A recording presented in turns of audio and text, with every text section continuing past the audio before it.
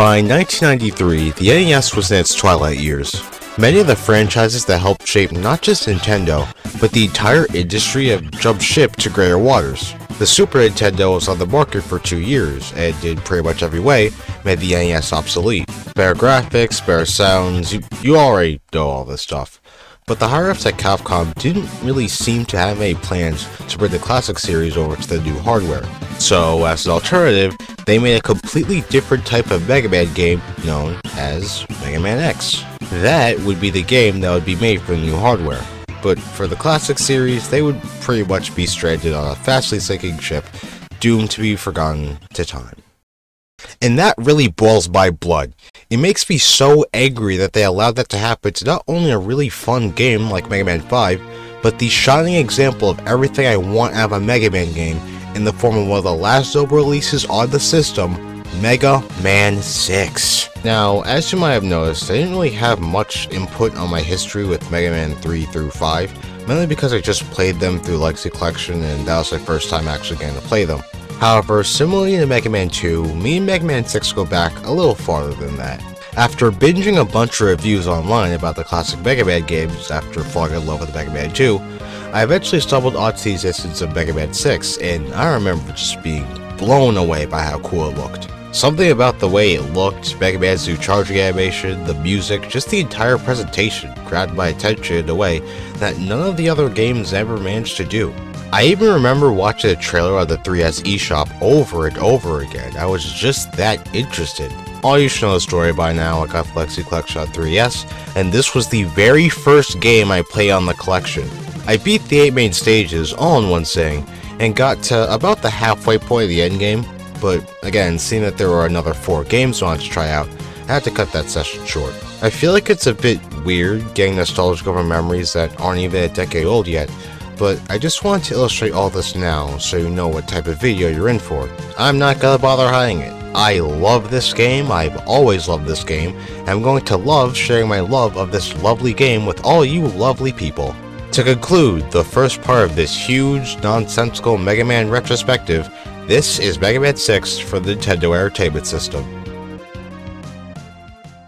Dr. Wily is hosting a Robot Master tournament, and 8 of the world's most powerful Robot Masters are entering it, and gee, I wonder why that specific number. Unsurprisingly, Wily took control of them and sent them out to cause chaos. Mega Man catches on this, and then he proceeds to go out and stop Dr. Wily once again. And as you can tell, I am getting very, very sick of reciting the same basic storyline over and over again. Funny thing is, Dr. Wily apparently plays under the name Mr. X, and he makes the very bold statement that it was actually he who was controlling Dr. Wily throughout the entire series. Yeah, tell yourself that, buddy. Like in Mega Man 5, Mega Man here has the same moves as he had in the past 2 games, but in terms of new upgrades, he gains access to the Rush adapters.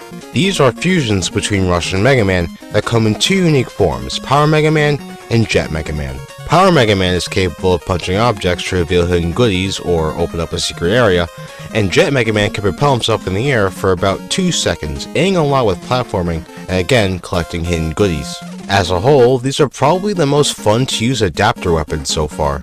They truly feel like evolutions of the Rush mechanics that push the possibilities of exploration in a Mega Man game, and I love that.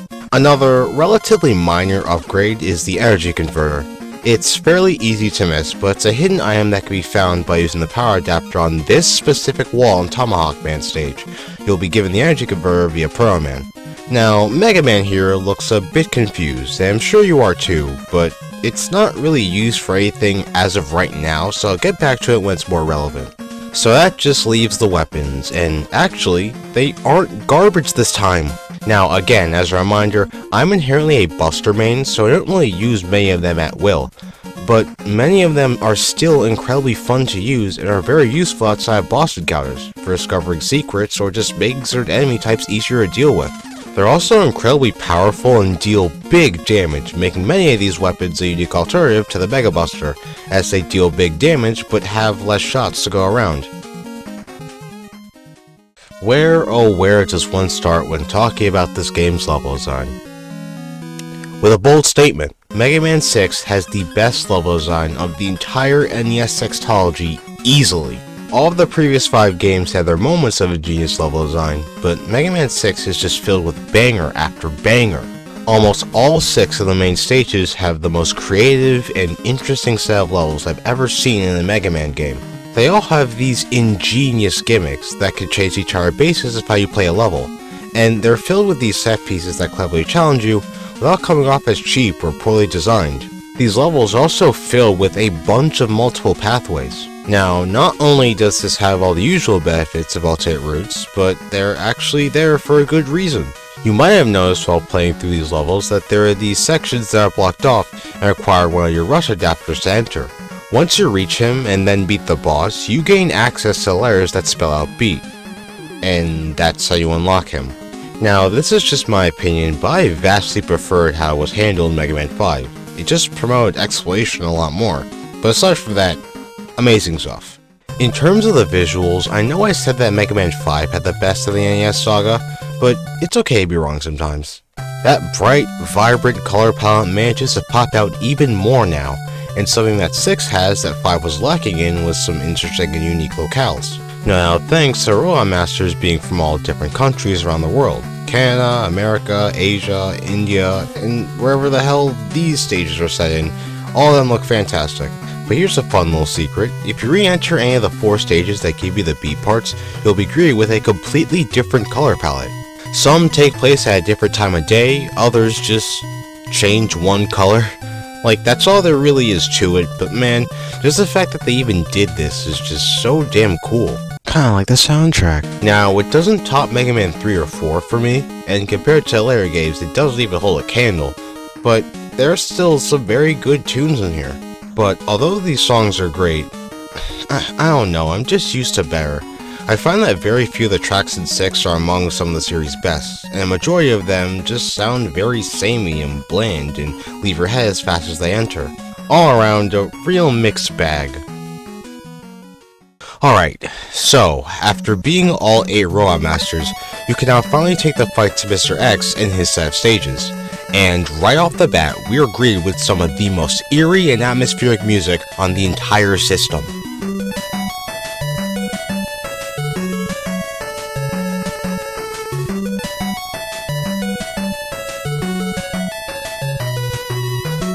As for the stages themselves, they're really fun. Probably the most fun out of these types of castle stages.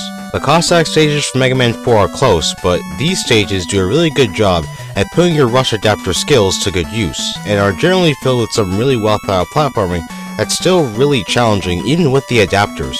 It's also high time to explain the benefit of picking up the energy converter, that weird chip that Pro Man gave you. What this allows you to do is to pick up weapon energy for the weapon in your arsenal that has the least amount of ammo left. Collecting weapon energy now is nowhere near as tedious, and it also makes it so that, no matter the circumstance, if you just collect weapon ammo, you'll be able to use the weaknesses on the bosses, as well as a returning boss rush. Oh yeah, those are still here for some reason. But after fighting 4 of the easiest bosses in any castle stage, Dr. Wily finally drops the Mr. X persona and retreats to his castle with you making chase. And man, even the Wily stages are just so much fun. The same things I praised about the X stages apply here, but I'd actually consider these stages to be better than the set of stages before it, given how interesting some of the level gimmicks can get. The bosses aren't really much to write home about though, and this dinosaur one in particular is really goddamn annoying because of its janky hitbox that costs me more weapon ammo than it should've. Thank you. But not even the final boss against Wily is anything that special, because all 3 phases are weak to the same weapon, the Silver Tomahawk. But that matters little to none because the theme that plays here turns this into one of the most climactic battles ever.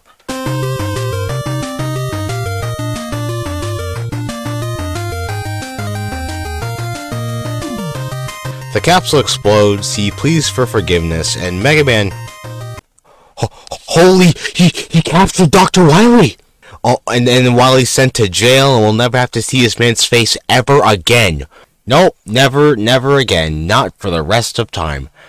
Thank God.